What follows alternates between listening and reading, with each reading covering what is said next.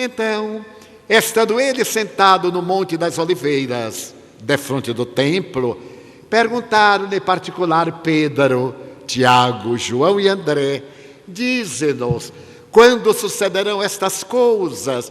E que sinal haverá quando todas elas estiverem para se cumprir?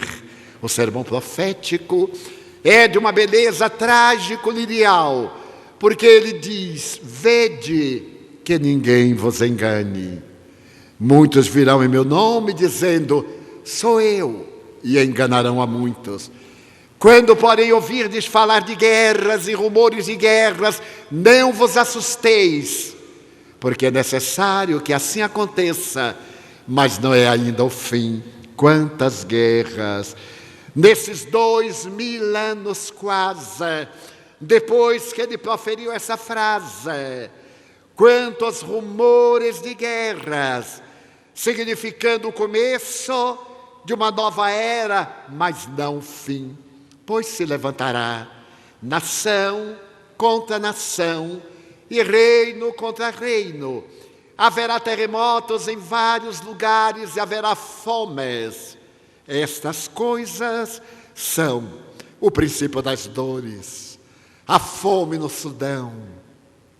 Neste momento, no atormentado território da África, no qual as etnias entredevoram-se, 3 milhões de pessoas estão morrendo à fome.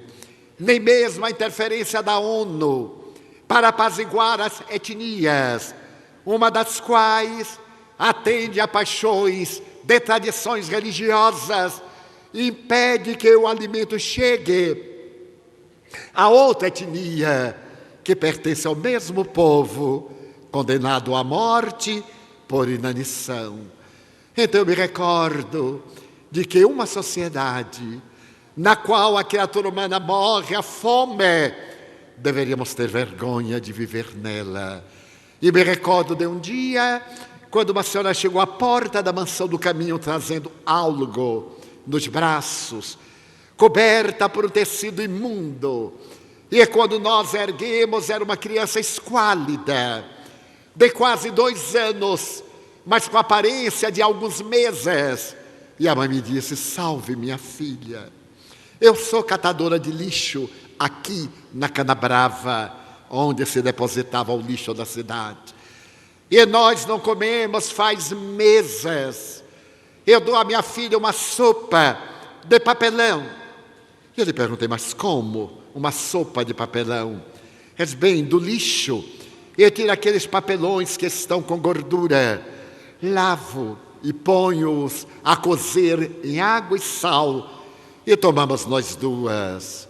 Os olhos turbaram-se-me de lágrimas, e ela dizia: não deixe a minha filha morrer. Levamos imediatamente para o centro médico e começamos a passar o leite com algodão nos lábios da menina, e a ela imediatamente aplicamos soro, o que faríamos logo depois com a filhinha. Pois ainda em nossas cidades, na periferia aqui, em Londres, em Paris, em New York, na grande nação americana que contabiliza hoje 40 milhões de pobres, 20 milhões abaixo da linha da miséria, e com os desperdícios da guerra. Então Jesus recorda que se levantará nação contra nação e reino contra reino, que haverá fomes, e que tudo isto é o princípio das dores. Um irmão entregará a morte a seu irmão, e um pai a seu filho. Os filhos se levantarão contra seus pais e os farão morrer. Sereis também odiados de todos por causa do meu nome, mas aquele que perseverar até o fim, esse será salvo. Quando eu li esse sermão profético, eu era muito jovem, porque, por incrível que pareça, eu já fui jovem. Muita gente pensa que os idosos não foram jovens. Eu tenho até fotografia para provar que já fui jovem. Recordo-me de um incidente. Estava na cidade de Itumbiara, no mês de fevereiro do ano passado. E éramos todos júbilos com um grupo de amigos, quando chegaram trabalhadores e disse ao irmão Divaldo, casualmente hoje estamos comemorando 50 anos da primeira visita que o irmão nos fez aqui, por volta de 1951. Então, ou melhor, 61. Eu olhei para eles e fiquei emocionado. Estava uma senhora com um ramo de flores e o cavalheiro mais idoso disse, esta é minha filha. Ela lhe deu um buquê de rosas aos 4 anos de idade. Hoje já é avó. Eu me senti um verdadeiro dinossauro. Mas continuei tranquilo. E o amigo foi, ela me entregou as rosas.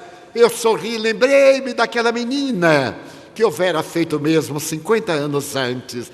Aí foi um momento fatal, porque o cavalheiro tinha uma fotografia e disse, aqui está a lembrança daquele dia inolvidável.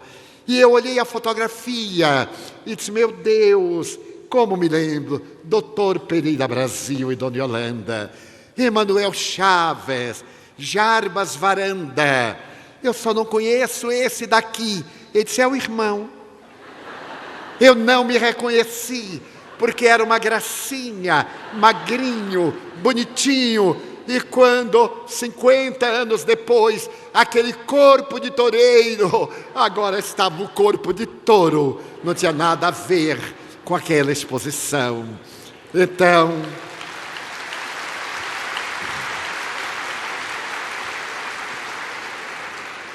perseverar até o fim, prosseguir. Mas naquele tempo eu era jovem quando li o sermão. Eu digo, nunca um irmão entregar a morte a seu irmão, um pai a seu filho, os filhos levantar-se contra seus pais e os fazerem morrer. Mas eu acompanhei a Segunda Guerra Mundial, quando o nazismo chegou ao máximo e os filhos denunciavam os pais que não pertenciam ao partido, e os pais iam para as câmaras de gás. Os pais levavam as crianças para as câmaras de gás. As crianças que sofriam de enurese, que molhavam a cama durante a noite, porque era uma desonra para a raça que Hitler e Himmler estavam tentando construir. Ficou no meu inconsciente por muitos anos a tragédia dos campos de concentração, principalmente no campo de Auschwitz. Eu havia lido várias obras. A autobiografia de Viktor Frankl, no seu livro Em Busca de Sentido, que a Biblioteca do Congresso Americano considera uma das 100 obras mais notáveis da humanidade. Esse autor da logoterapia, que esteve em vários campos de concentração, narra-nos a tragédia de Auschwitz. E durante anos eu pensava naqueles fornos crematórios, até que, depois de visitar vários campos na Alemanha, na República Tcheca, na Áustria, no dia 31 de maio do ano passado, com um grupo de amigos gaúchos e austríacos, estávamos em Auschwitz, assistido por uma socióloga que nos apresentava a tragédia daquela verdadeira ilha de abetos, de coníferas, mas que está no centro da Europa e facilitava o intercâmbio de toda a Europa, onde foi erguido, no antigo quartel do exército polonês, o campo de concentração de extermínio. E ali foram assassinadas 1.100.000 pessoas. 1.100.000 pessoas, de fins de 1939 até abril de 1945. Então começamos a percorrer os vários pavilhões. Eu já visitei muitos lugares no mundo onde houve o terror e onde houve a beleza, a Gruta de Belém, o Calvário, outras regiões, mas o lugar mais terrível da minha vida foi Auschwitz. As nuvens mentais, a psicosfera densa, a agressividade, 60 anos depois, mais de 60 anos depois. E fomos em alguns pavilhões, um deles tinha a sala dos cabelos, porque quando saltavam do trem, passavam pelos funcionários que raspavam todas as cabeças. E ali amontoaram 7 toneladas de cabelos. 3 toneladas de cabelos foram mandadas para Berlim, para serem transformadas com algodão em roupas. Os soldados então vestiam cabelo humano e não sabiam. Então olhamos os cabelos descoloridos pelo tempo, o horror de sala em sala. Passemos pela sala do Dr. Morte, o infeliz médico que desencarnou aqui no Brasil, que se comprazia nos tremendos trabalhos falsamente científicos de destruir vidas. Mas chegamos ao momento fatal, um monte, ali era a câmara de gás. A Cruz Vermelha não via, porque a face de entrada era do outro lado. Adentremos-nos naquela sala baixa, onde eram colocadas em média 500 a 1.000 pessoas. E se abria o bico de gás, os bicos de gás, por onde entrava o veneno de rato, por ser mais barato. E eles estossegavam entre 15 e 25 minutos até a morte. E logo depois que abriam os aspiradores, as portas imensas para os fornos crematórios. Outros judeus carregavam aqueles cadáveres e atiravam dos fornos como se fossem lenha. Eles seriam os próximos a morrer. Como pode a criatura humana chegar a esse nível?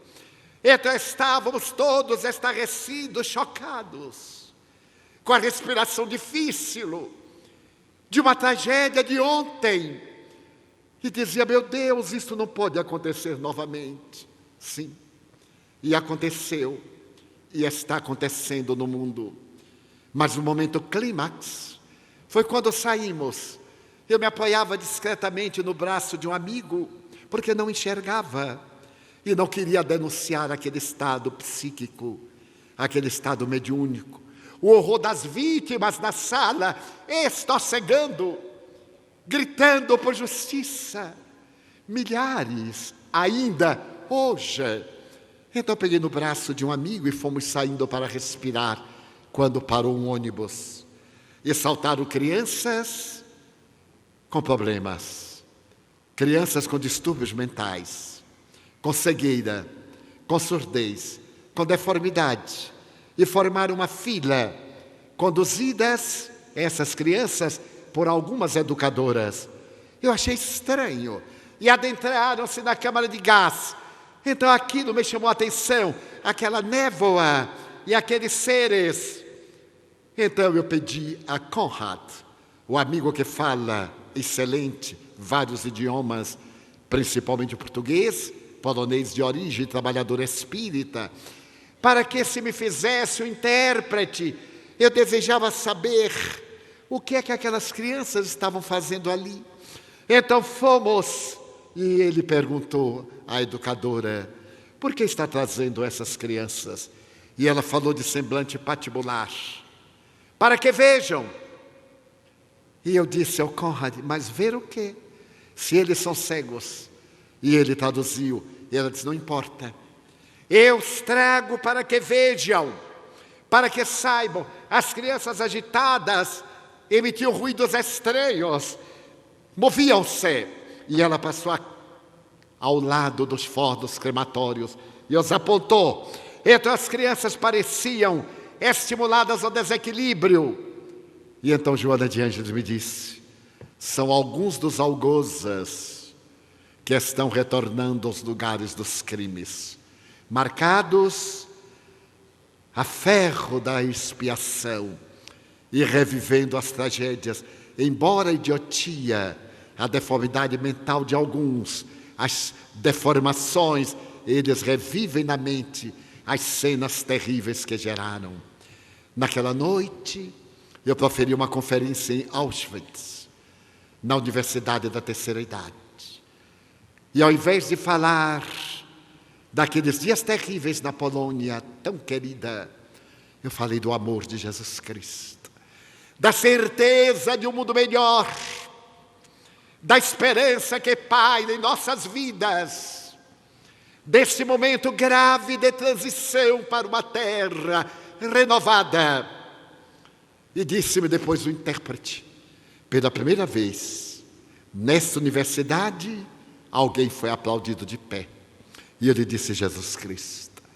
Eu fui apenas a trombeta por onde a sua voz soprou a mensagem para este povo de terceira idade, alguns contemporâneos daqueles dias de horror.